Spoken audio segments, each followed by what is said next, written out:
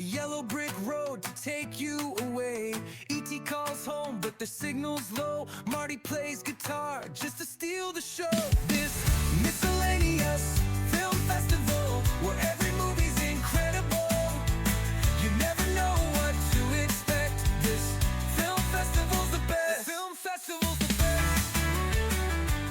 Welcome to the Miscellaneous Film Festival, the podcast for curiously curated films. I'm Jacin. I'm Aileen. And with us today is award-winning author, director, dancer, and actor, Michael Goorjian, to talk to us about a really cool independent film we made. I think your first film, right? Technically speaking. I love that you're calling it an independent film. I mean, yes. Yeah, sure. A micro-budget film. It's an outstanding piece of cinema that has been vastly is. overlooked and now reached cult status, known as Blood Drips Heavily on Newsie Square. And I personally want to compliment you on the daring move to have such a clunky and wordy title, because that's one of my favorite things. We decided to add in heavily just at the last minute, just to... Blood Drips on Newsie Square would have conveyed sort of the menace and the horror of the movie itself, but heavily lets you know that this is going to be kind of goofy. Well, I think the title is like written on the back of a manila envelope, right? Right. At the beginning. Yeah. And I think it was, I don't know who did it, but they like added in heavily. So we're like, all right, I guess that's part of the title now. We had a lot of questions. I know Aileen especially had a lot of questions about how this came up on IMDb and Wikipedia. It's very casual and says, oh, while they had free time on the set of Newsies, which you were filming in 1991, you guys weren't allowed to leave sets. You just did this to pass the time. But there's so much more work that went into this, and it shows. Okay. Yeah, you have to know the whole story because it's pretty crazy. So yes, we were shooting Newsies in 1991, and I'm pretty sure I was told at some point that it was one of the last films that was done in the like old studio system where they had us on. They had like stock people, like they basically just paid us to show up, like whether you worked or not, you showed up on set, and I think that was the last time they ever did that. It's probably expensive. Yeah, but I think that was like the studio contracts and things like that. It was a remnant from those days because it was a musical. So, but myself and a lot of the other people who were dancers. I love that you added dancer into my what I am. It's been a while. Dancer and choreographer, because I know you also did choreography. Right. You won an award for choreography for Reefer Madness, and I didn't even know there was a theatrical version of Reefer Madness, and I'm a huge theater kid. Oh, it's brilliant. Yeah. Actually, the story with that was it opened in LA. I choreographed it really just as a favor because my friend Dan Studney wrote it, and it did really well. And then when they went to New York, I was replaced by Paul Abdul. No. Which I'm not even a choreographer. So, I mean, to me, that was like fantastic. You're going to be replaced by anybody. What made her think she could step into your shoes? I know. How dare she? But it opened, though, in New York, like September 5th, 2001. Like right before 9/11. Oh, and it's not the kind of musical that you wanted to have. I forgot about 9/11 for a second. Yeah, so it opened and closed right away in New York, and then Showtime did a movie version of it with. Was Neve Campbell in Reefer Madness, the movie? Yeah. Well, okay, so we're going tangent on tangent, but Reefer Madness, yes. Dan Studney, the guy who wrote the music for that, was an AD on the set of Party of Five. Okay. So he wanted me and Nev actually to choreograph it. And Nev's brother, Christian Campbell, ended up getting cast as the lead in Reefer Madness. Okay. Him and then him and Kristen Bell actually star in the Showtime version. So Nev couldn't do the choreography, and I did it, kind of half-hearted. I tried my best, and then when they did the movie version, Nev did a cameo in that, And I think I did a little cameo in it as well. So. Oh, okay. Now I'm definitely gonna have to check that out. I have like a little one-liner somewhere. So, anyways, that's Reefer Madness. Blood drips heavily. On Newsie Square. The story with that was we were all on set, all this young dancers, and for weeks on end. A lot of times we would have nothing to do. We would just hang out on the back lot of Universal, and a guy named pretty sure it was Kevin Stay, who's actually become quite a well-known choreographer. Mm-hmm. Kevin Stay had a camcorder, one with a VHS tape, like an actual tape that went in. Right. That's what it was. Okay. He just was messing around with it, and then me and Max were like, hey, let's make a movie. We were like, I remember being at a coffee shop late at night, and we're like, let's do something crazy. Let's come up with something.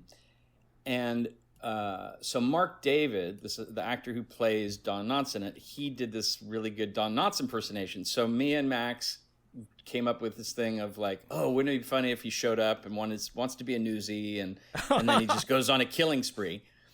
So the thing is that when we started it, we shot the whole thing in order.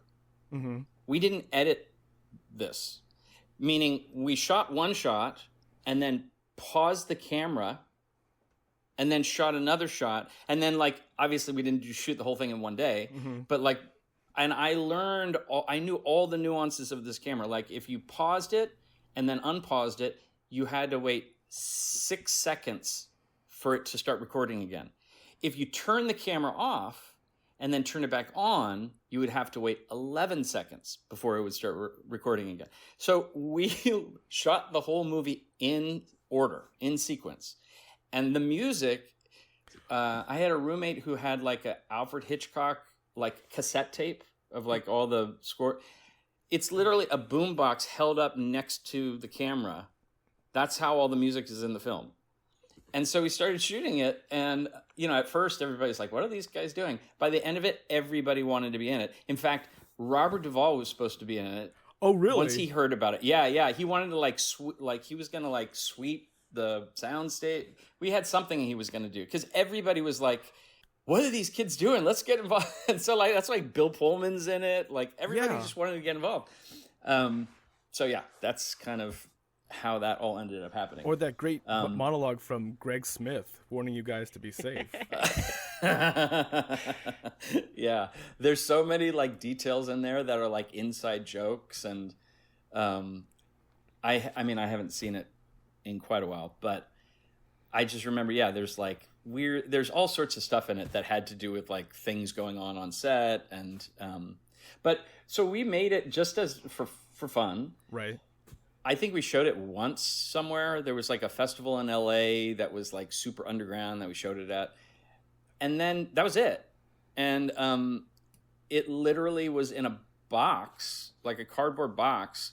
I was making, maybe 10 or at least 10 years later, maybe more. I had made a film called Illusion. It's a with film Kirk that Douglas, I directed. Yeah. Yes, that Kirk Douglas starred in. And I was working with an editor who had an office up on Hollywood Boulevard. And I think I was moving at the time. I don't know why, but I had a bunch of my stuff in his office. And he was digging through, and he found a cassette tape of Blood Drips. He found an old tape, and he watched it, and he was like, and by then, news, the internet had kind of blossomed more, and he was like, that this is kind of a cult film now. There's a bunch of teen girls out there that love that write fan fiction and stuff. Me, yeah. You should put this. Yeah. So he was like, you should put this on the internet or put it out there. And I was like, yeah, I'm busy. I don't have time. And he was like, well, what? So I said, yeah, go for it. So he made DVDs, and he sold them online for a while. Okay. And it started going around, and then eventually, it's the internet. So the DVDs that I've seen for sale are quasi legit.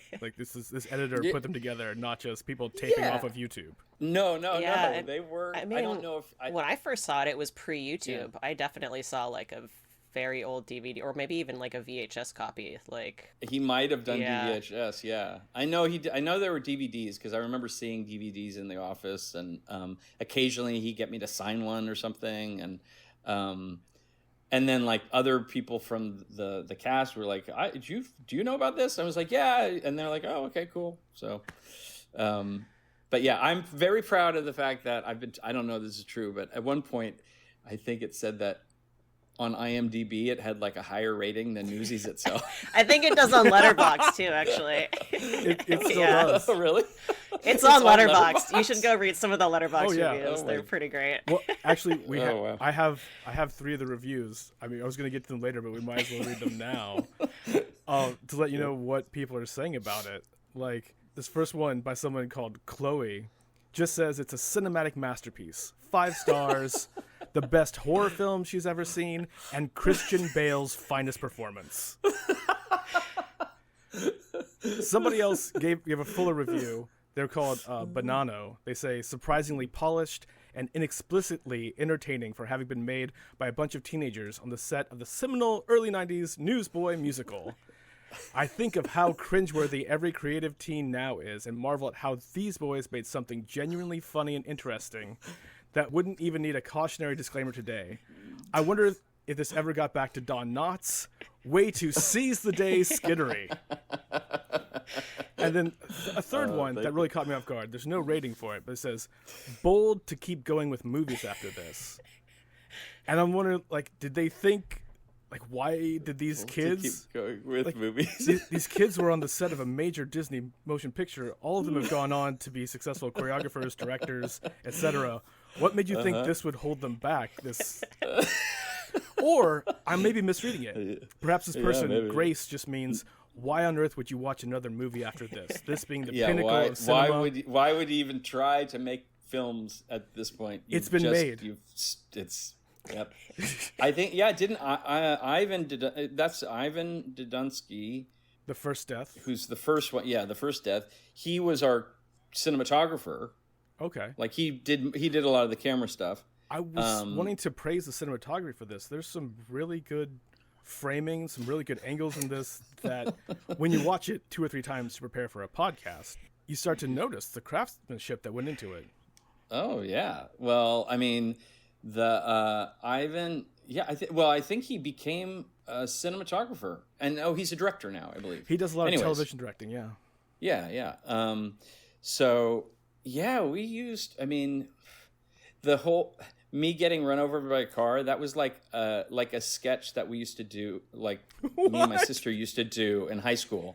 What? Like a little joke, a gag of like somebody's in the car, you go, oh, hold on, and you pretend to run in front of the car, and then get hit by the car. It's just like a silly gag. It's we're like, let's do that. And then... My favorite part is all the guys with the plants that are also running. Yeah, right. Moving by. Oh my god. Yeah. The very end of the film when he like blows up, doesn't he like? There's like a nuclear he gets, bomb. Basically, Fire Marshal Bill, a Jim Carrey imitation, to build a bomb because he can't kill all the Newsies one by one. So he decides to blow the whole setup. Takes them all out at once, yeah. And I think we used some footage from Enola Gay, which is like an old war movie. Yes. Yeah. I think at that point we did actually not just shoot in order. Like I think I got it out of the camera and somehow edited that in and did the last part. But yeah,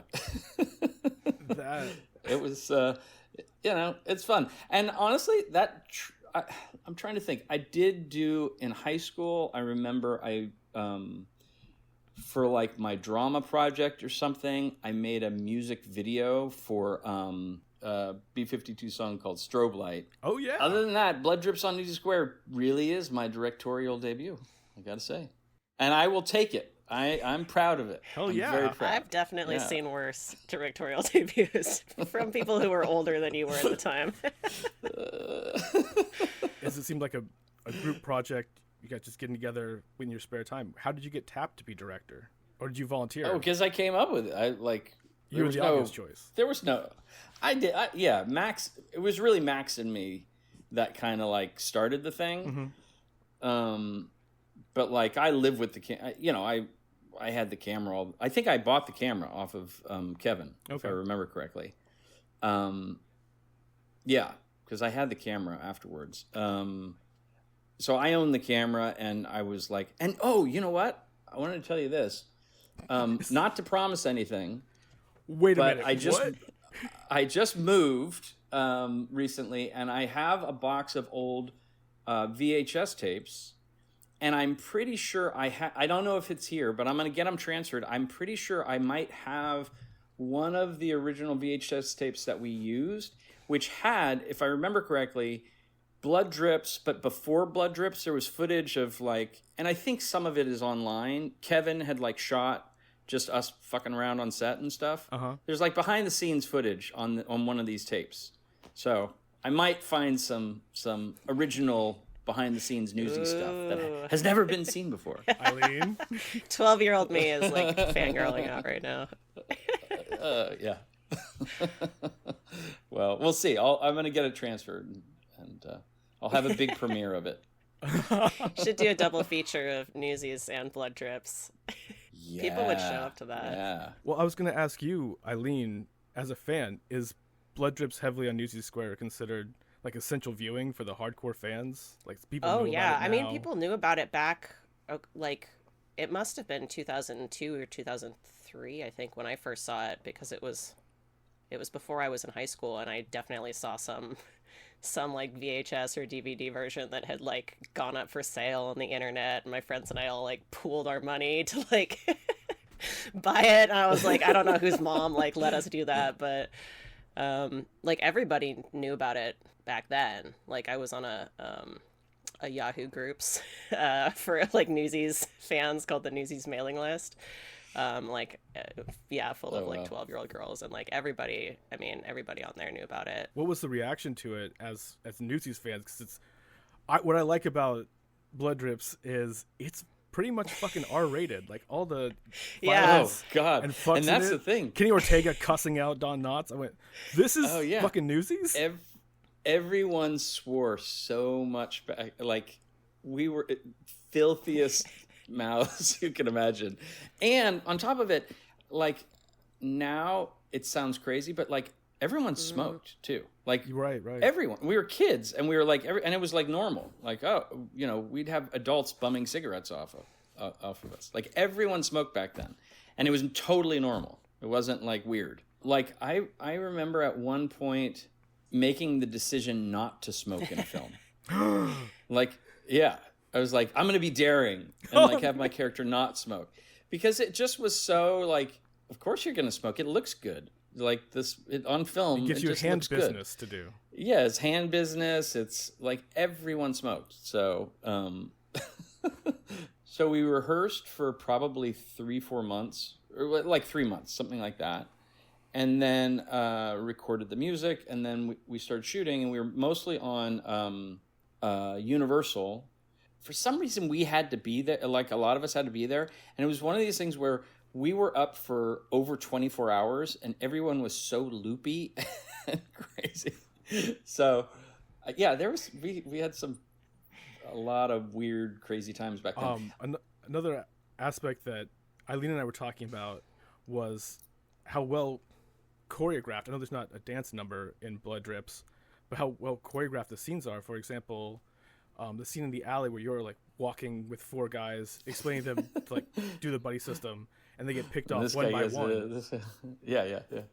It's called in-camera staging, mise en scène. You have to like. The timing of it was so snappy. Yeah, Well, we were dancers, so you gotta use what you got. What else would we like? Don't I get burnt at some point? Or like I go to the and that was like after the thing blows up, then they show you again. I'm all like, charred. Oh yeah, burned. when Bill Pullman interviews me. But like when he like lights me on fire, we did that in the backyard of the apartment I lived in. Like we kind of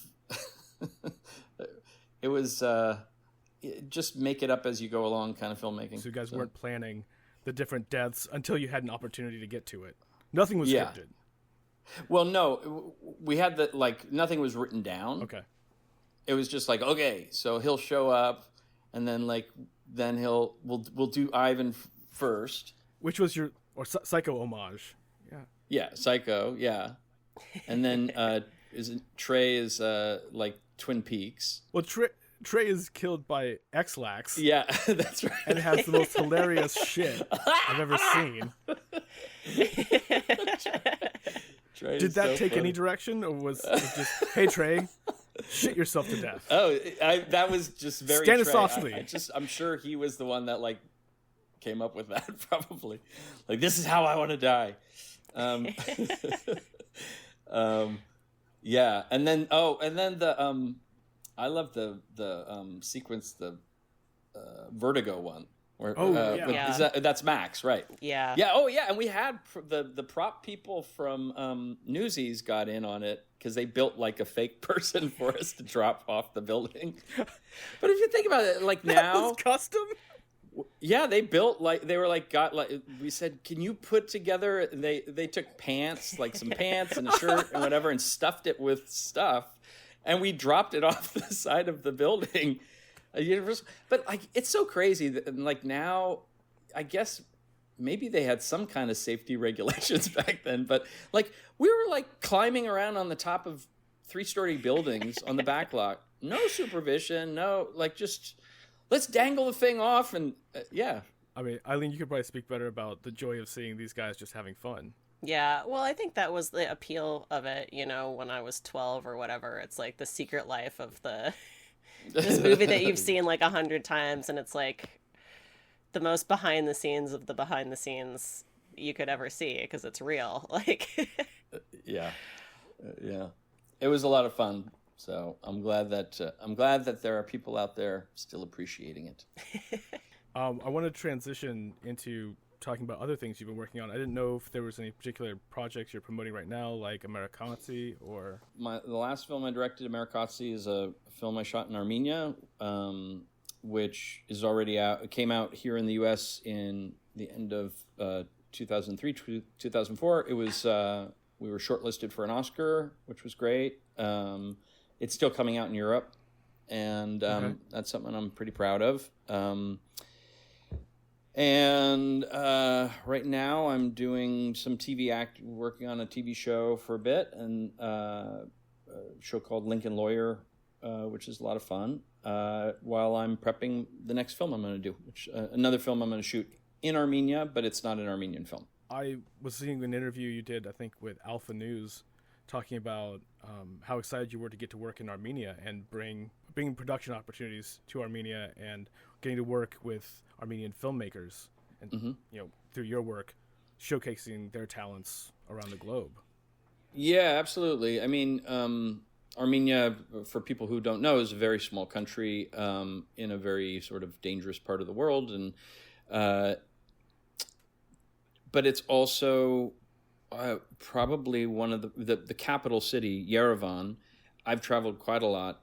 I will say it is my favorite city in the world. It's amazing, and it's so much fun, and nobody knows about it. And this small country, not a lot of films get made there, and so just by having made Amerikatsi, it helped a lot to bring more attention to the country and attention to other art.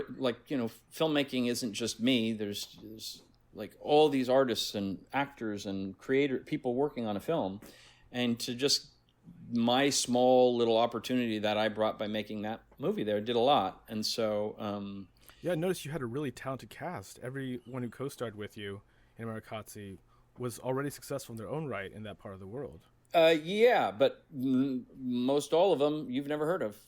So it's great to give a platform for those people, but also they just don't have opportunities to make films that have substance and meaning. And so with Amerikatsi, it was a way to kind of show that it's possible to do in Armenia, both for Armenians, but also for non-Armenian filmmakers. We've had, because of the film, I've had other filmmakers say, hey, your score, it was done by the National Philharmonic. Do you think they'd consider doing mine? And so, right, which is something that just kind of happened naturally. You didn't hire them to do that. Well, we eventually hired them, but they did it for like thousands of what you would pay here or whatever. It was a way to showcase them, showcase the orchestra as a valid place to do a score for a film. And so, yeah, they hadn't done it before, and we weren't planning on them doing it, but because of what we were trying to do, more and more people got involved, and more Armenians realized why it was valuable, and so, kind of snowballed, sort of like Newsies, or sort of Blood Drips on Newsie Square. Right. Just to bring it all full circle again. Yeah. I mean, I actually really enjoyed Americazzi. It was very heartwarming and special, beautifully shot as well. Again, as a theater kid, I was captivated by your use of kind of almost a proscenium with Tigran's apartment and getting to see just those windows. Yeah. It's sort of like a play within a film. Mm-hmm. And that aspect of the film is something that it's a beautiful story, actually based on a real story of someone I knew who knew somebody actually in Ukraine, not in Armenia, but somebody who was in prison for many years and could see into an apartment building near the prison. And there was somebody living there, and for years he just watched this other person live their life. And when my friend told me the story, I was like, there's something so poetic about that. So that's kind of how that became part of this film. Having a kind of quasi-connection with somebody else while you're isolated in prison and getting to at least pretend like you have community. Yeah. Well, I mean, that's what film is voyeurism. We're all sort of looking into a window on other people living and doing stuff. Not to try and like tie these two films to each other, but I do actually feel like I saw a little bit of like your beginnings of a filmmaker from Blood Drips, like in Americazzi, something about like the theatricality of it and like the choreography of it. It's like, you can kind of tell that these are films made by the same person in a way. Yes. That's great. But I was curious, like, if you felt like there was anything that you took from Blood Drip specifically that like you've held with you as a filmmaker through like the rest of your experience, or if it sparked something for you that you were like, oh, I really love this style, or something about this moment that like, drove you. That's a great question. Yeah, absolutely. I think filmmaking is this thing that people have different impressions of what it is, and most people go, oh, Hollywood and big budgets and big movie stars and all that. But independent filmmaking is this thing that, like, even that isn't, they say, oh, independent studios and stuff. They're all owned by the studios, and they're not really independent. Like, what does it mean to be independent? What is it? And technically, it's not made by a studio. It's made by independent financing. Mm-hmm. Regardless, the sort of barrier with filmmaking has always been expense. Like, you can be a painter, and you don't need a whole lot of money to be able to paint a painting. Now it's much easier. Everybody got you have a phone, you can make a film if you want. But back then, like, to make a movie, it's just the cost barrier. It like costs money. It's hard. Mm-hmm. So indie filmmaking truly is about going, okay, I have $5, I've got a toothpick, I've got some, pickle relish, and a sound guy. How do I turn this into a scene? Like, that's really what it is. It's like, figure it out, be creative, like, find a way. And Blood Drips is totally, like, look, we got a VHS camera, and we got a bunch of kids in a back lot, bored, sitting around in, Newsie outfits. Like, what do we do? And you can come up with, you make stuff up. And I think for me, that element of play and playing, it's hard to have that in an art form that is expensive because you have business getting involved and disallowing play because we can't afford to lose our money and we're not going to let you play. This is our money. So don't do silly things and take risks and so we constantly have this thing of films getting dumbed down and less interest and more. We've seen it before because it's so expensive. That's why it happens. So being able to play like you could as a musician or as a painter with film, you can do. You even back in the 90s when you didn't have a camera everywhere, like there were ways to play around and make cool stuff. And that kind of creativity to me is like always like I've always been drawn to it.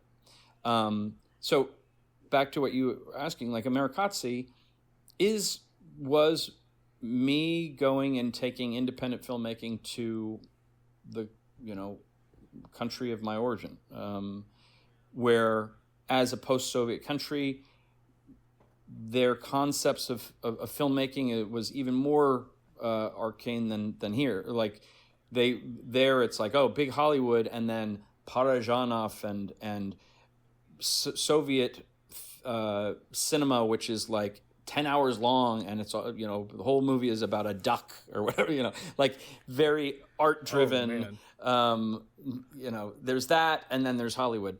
So indie film, going there and going like, look, I got a story. We don't got a ton of money, but like we built a prison we found a random building and like built a fake wall around it and turned it into a prison. And the actor that was supposed to play one role dropped out at the last minute. So then like we figure out a way to fly some other guy. Like you figure it out. You make, and so the spirit of filmmaking is the same. So even if stylistically you want to go like there's things in both that match, great. But the spirit is the same. Awesome. What I could definitely see in both of them is the joy. And one, like you're saying, you don't always have the budget or the license from the production company to just do it for the joy. And seeing that in movies, seeing filmmakers who have had the opportunity or made the opportunity for themselves, as you have, makes movies so much better. Oh, yeah. Yeah. It's like food, when you have a sandwich that your grandmother makes, you can taste the love in it. And I think art is the same. You can taste like what went into, like, did people really, how much love did they put into this? How much joy is in it? I firmly believe in that. And that's why I like that. Those are the kind of projects I like being involved in. Yeah. Yeah. I just agree with that 100%. I teach a film class, and part of what we're trying to instill in our students is just go out and play. You have a camera, just go do it. Don't be afraid of making mistakes. Use your available resources. Learn some visual storytelling techniques, but just go out and make something fun. I've actually done this twice. I did a workshop. Well, the first time I did it was at Loyola Marymount. A friend of mine was the dean there, and he had me come. He wanted me to teach a class on acting for camera or something. And after 2 classes, I was like, I don't know what else to say, so let's just make a movie.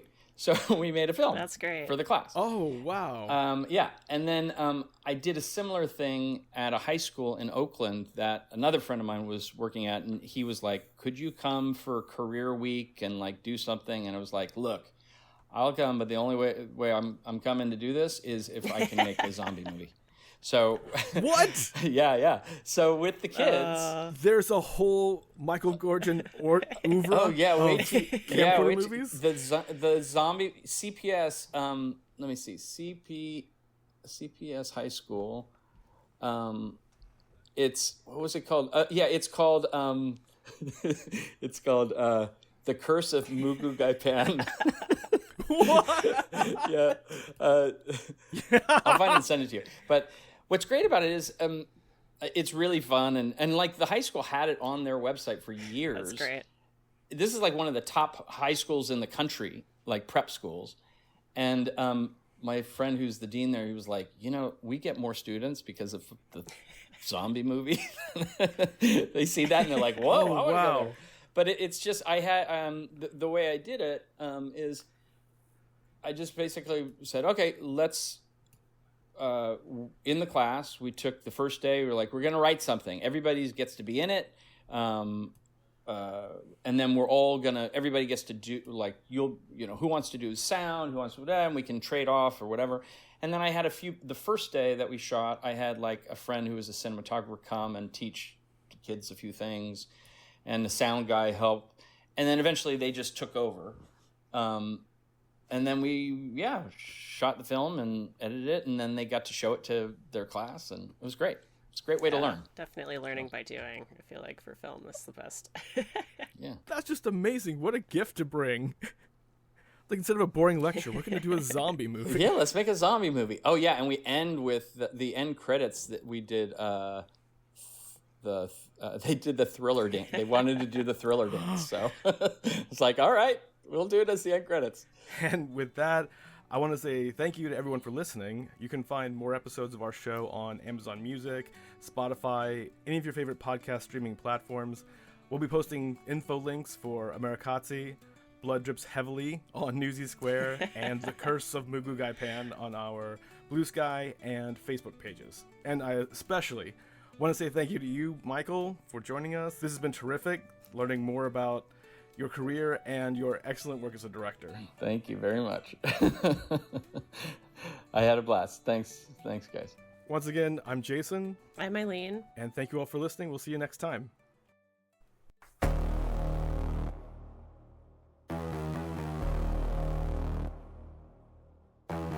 Newsies on the run, papers dropped in the dirt. Said when blacker than an ink-stained shirt. Screams in the alley where the dancers disperse.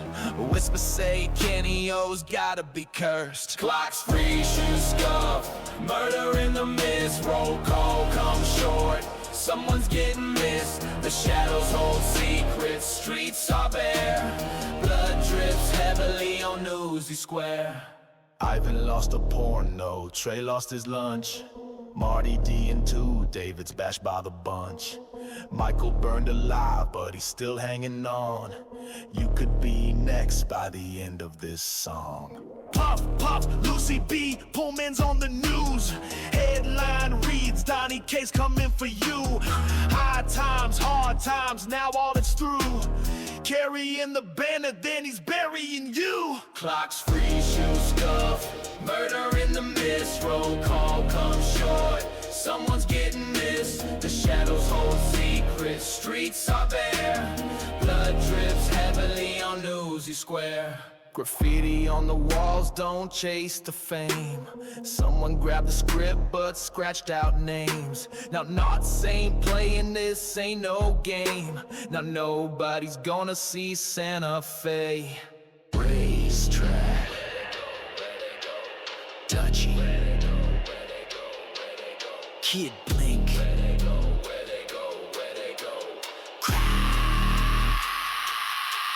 clocks free, shoes scuffed. Murder in the mist, roll call come short. Someone's getting missed. The shadows hold secrets, streets are bare. Blood drips heavily on Newsy Square.